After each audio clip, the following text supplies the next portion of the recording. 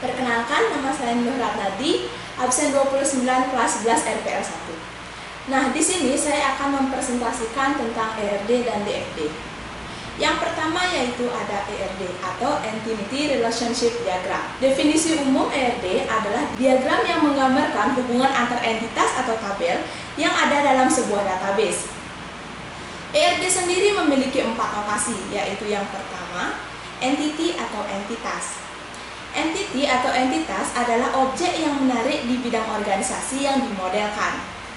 Entity sendiri mempunyai 2 sifat, yaitu bersifat konkret, contohnya seperti orang, buku, pegawai, perusahaan, dan lain-lain. Yang kedua yaitu bersifat abstrak, contohnya seperti kejadian, mata kuliah, dan pekerjaan. Entity sendiri mempunyai simbol atau notasi seperti persegi. Yang kedua yaitu ada field atau atribut. Field atau atribut berfungsi untuk mendeskripsikan karakteristik properti dari suatu entitas yang digunakan untuk menetapkan bagian yang unik dari sebuah entity yang disebut juga dengan key.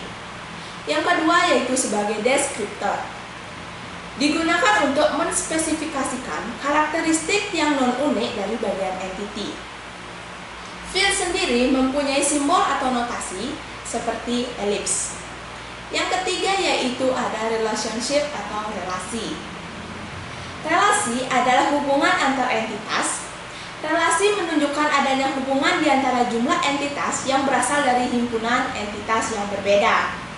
Contohnya seperti dalam kasus hubungan antara mahasiswa dengan mata kuliah ialah mengambil.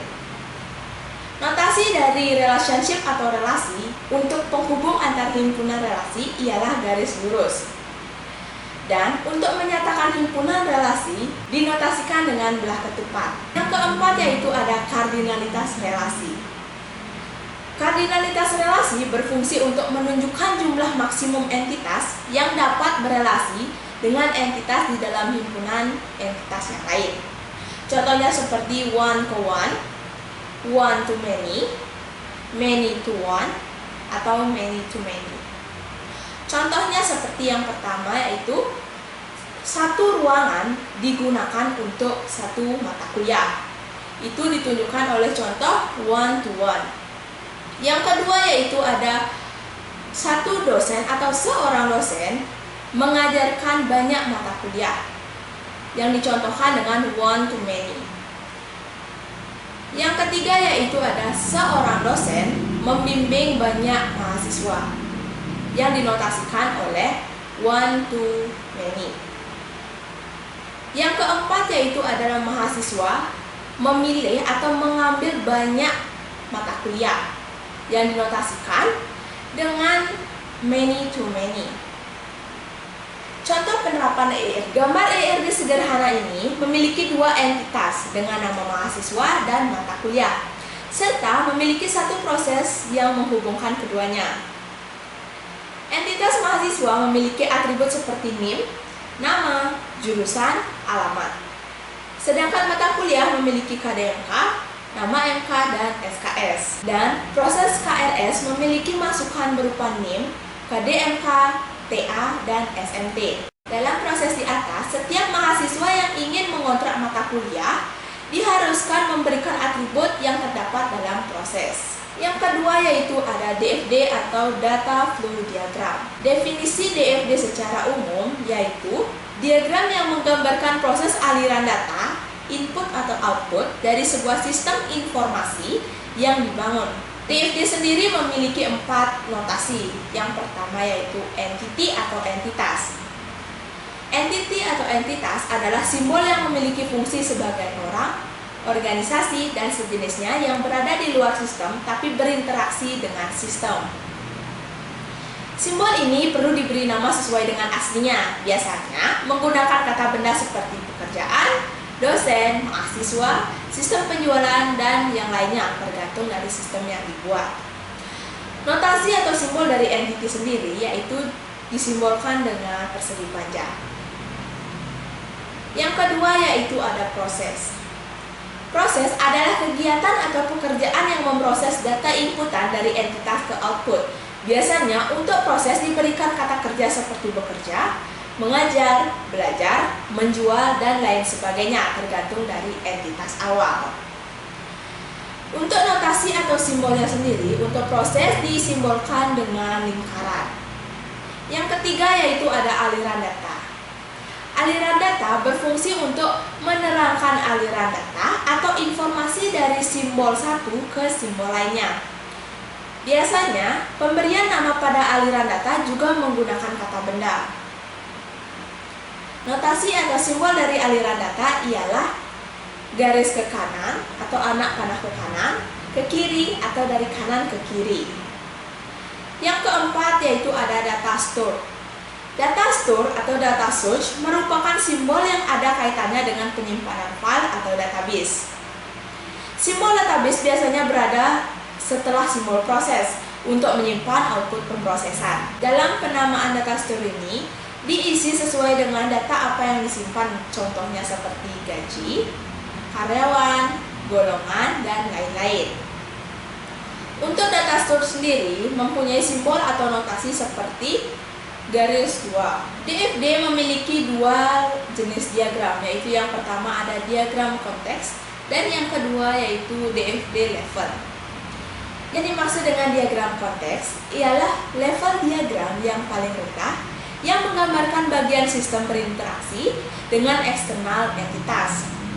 Pada diagram konteks akan diberikan nomor untuk setiap proses awal yang berjalan, umumnya mulai dari angka 0 untuk start awal.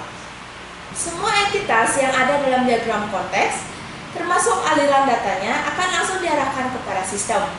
Pada diagram konteks, tidak ada informasi tentang data yang tersimpan dan ditampilkan.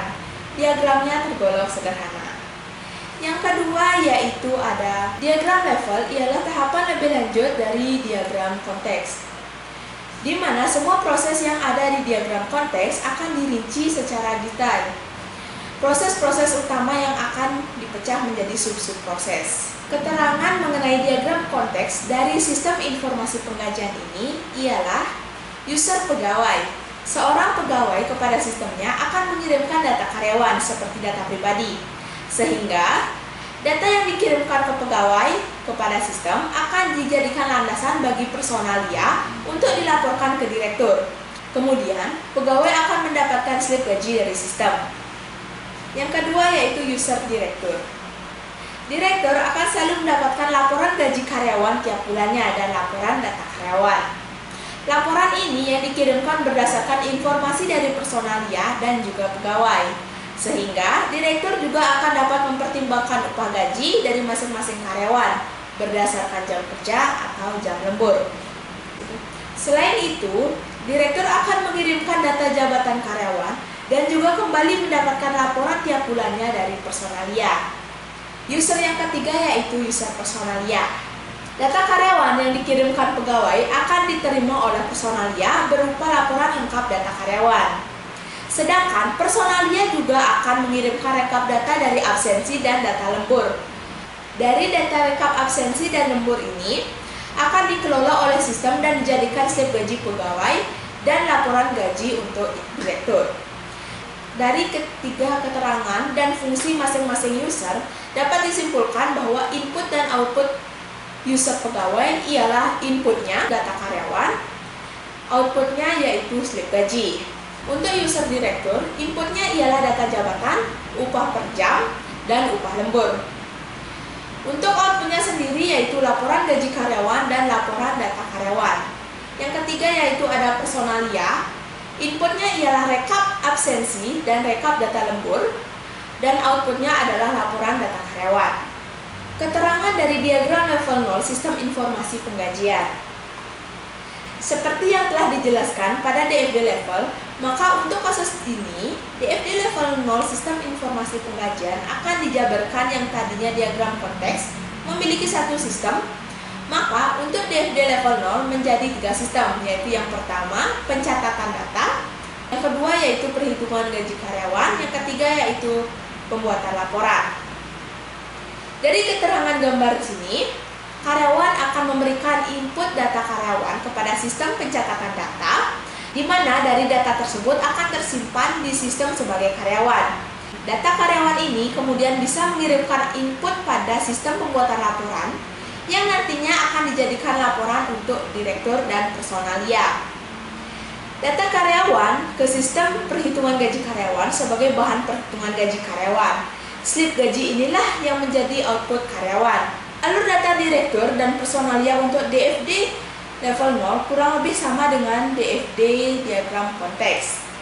Alur sesuai dengan arah panah yang disajikan pada gambar di atas.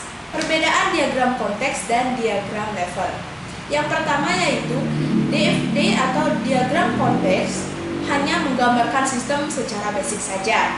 Tetapi jika DFD level menggambarkan aliran data yang lebih kompleks pada setiap prosesnya yang kemudian terbentuklah data store atau aliran data. Yang kedua yaitu diagram konteks hanya menjelaskan aliran data dari input sampai output. Tetapi jika DFD level menggambarkan sistem secara sebagian atau seluruhnya secara mendetail. Saya yakin apa yang saya sampaikan ini bisa bermanfaat untuk Anda sekalian, asalkan Anda sekalian bukan hanya mendengarkan pada saat sesi ini, tetapi juga menerapkannya dan mencobanya di kemudian hari. Sekian dari saya ucapkan terima kasih.